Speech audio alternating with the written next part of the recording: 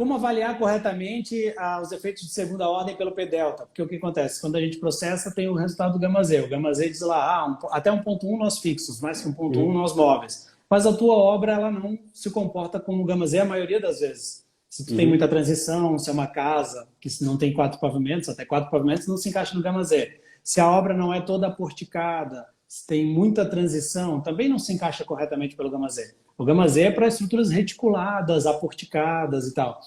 Então, o correto é utilizar o P-delta. Tanto que isso é uma coisa muito importante. Sempre tem que deixar o P-delta ligado no EBERIC. Por quê? Porque ele usa o gama-Z só para te dar informação, mas ele não majora os esforços de segunda ordem com o gama-Z, né? Então, tu tem que ligar o P-delta para considerar os esforços de segunda ordem.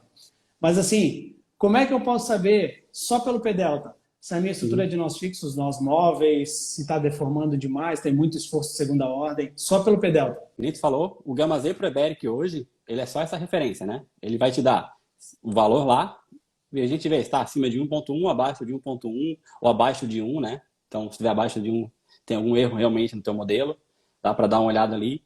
Mas, como foi explicado ali pelo Vasconcelos, o próprio criador falou, cara, o gama-Z, ele foi pensado com essas hipóteses. Ele é válido para isso aqui. Se tem transição, se tem variação de rigidez ao longo da altura, se tem... Cara, um monte de coisa, ele teoricamente não é válido. Então, estruturas na prática mesmo, assim, olhando para a estrutura mesmo, teoricamente ele nunca seria válido. Né? É difícil a gente ter uma estrutura reticulada hoje, que nem tinha antigamente. Hoje, uma estrutura sem transição é quase um sonho, assim, para o engenheiro. Né? Então, o cara que pegar uma estrutura sem transição, ele tem que bater foto, filmar e botar numa Principalmente placa. o cara que faz uma casa. Exatamente, né? Então, o gama-Z nem seria válido para baixo de 4 pavimentos. Já é outra situação, né? Então, o P-delta no EBERIC, então ele é basicamente uma forma, um método para calcular os efeitos de segunda ordem. Então, a gente tem o defeito de primeira ordem, que significa a estrutura indeformada. Imagina a estrutura construída, né, sem nenhum carregamento, aplica o carregamento nela e veja o que aconteceu. Isso é efeito de primeira ordem. Então, conforme a gente aplica o carregamento, a estrutura vai deformando. O carregamento vai mudando de posição. Aí o carregamento vai gerando mais esforços. Então, esse acréscimo, com o carregamento mudando a posição conforme a estrutura se deforma, a gente chama de efeito de segunda ordem. E é isso que o P-delta calcula. Então, lá no EBERIC ele vai te dar, ó, o efeito de primeira ordem é isso, efeito de segunda ordem é isso. Ele significa um acréscimo de X%. A gente pode usar esse valor aqui para avaliar se a estrutura é de nós móveis ou não. Retomando a norma, ela fala, se o efeito for abaixo de 10%, nós fixos. Acima de 10%, nós móveis. Então, se você olhar essa porcentagem que o EBERIC te deu, você consegue ter uma referência para saber se ela é de nós fixos ou de nós móveis. Né? Isso é importante para quê? Né? Que nem tu falou. Tem sempre que deixar marcado o P-delta. Antigamente, ó, lá da nossa, bem antes, os computadores eram lentos, né? A gente desmarcava para ser rápido. Hoje, processar com P-delta é muito rápido. Então, por que isso é importante? Porque tem outras coisas que influenciam. Né? A redistribuição é um exemplo. Eu posso redistribuir um valor se ela for de nós fixa e outro valor se for de nós móveis. Então, não é só para calcular ou não o efeito de segunda ordem. Também tem outras situações da norma que dependem, né?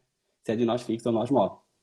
Exatamente. Isso aí a gente fala bastante no estruturas na prática, até em outras lives que eu já fiz antes, assim, falo bastante que o que acontece? A norma fala lá em estrutura de nós fixos, né? Então, primeiro que a norma fala do 10%. 10% o que é? O gama-Z, ele é 1.1. 1 seria 0% de acréscimo, 1.1 é 10% de acréscimo nos efeitos de primeira ordem. Então, mais que 1.1 para o gama-Z, seria mais do que 10% para o P-delta. Então, é exatamente isso. A porcentagem é esse valor. Por isso que a gente tem que usar sempre o P-delta ligado. Porque o EBERIC não considera... O gama-Z, ele só informa, mas ele calcula a quantidade de carga do efeito de segunda ordem pelo P-delta. Então, tem que estar ligado ali sempre. E daí, o que acontece? Se o teu P-delta ou o teu gama-Z deu mais do que 10%, a tua estrutura é de nós móveis, então, estrutura de nós fixos, tu pode redistribuir o momento negativo, colocar o nozinho semirrígido lá e distribuir uma viga até 25% de redistribuição. Se é mais, daí se a tua estrutura é nós móveis, não é nós fixos, é mais de 10% de efeito de segunda ordem, já não pode ser 25%. Daí é 10%. Então, tu tem que saber como é que a tua estrutura se comporta. Se ela é mais firme ou se ela é mais móvel. Uhum. Mais móvel, distribui 25%, mais fixo, distribui 25%, mais móvel, 10%. E isso é o Uhum. resultado do P delta do gama Z. Então tem que Exato. saber avaliar isso aí. E tem o pessoal que me pergunta, às vezes, qual é o máximo do P delta? Também a gente não pode usar um P delta de 1,5, 1,6, porque chega no limite que o jeito de calcular o P delta ele não é mais válido, né? A estrutura se torna tão instável que corre o risco dela tombar. E o tombamento de uma estrutura, cara, seria o erro mais primário do engenheiro de estruturas, né? Ninguém quer uma Uhum. estrutura que você construa e ela seria o erro mais Ela fica em pé, infantil. mas bate o vento, ela Ela tomba cai. inteira. Seria o erro É, mais primário, mais infantil para o engenheiro de estruturas, né? Então, ali abaixo de 1,2, 1,3, no máximo, é o que a gente poderia considerar para um P delta, assim, 20%, 30% já estourando no limite, assim.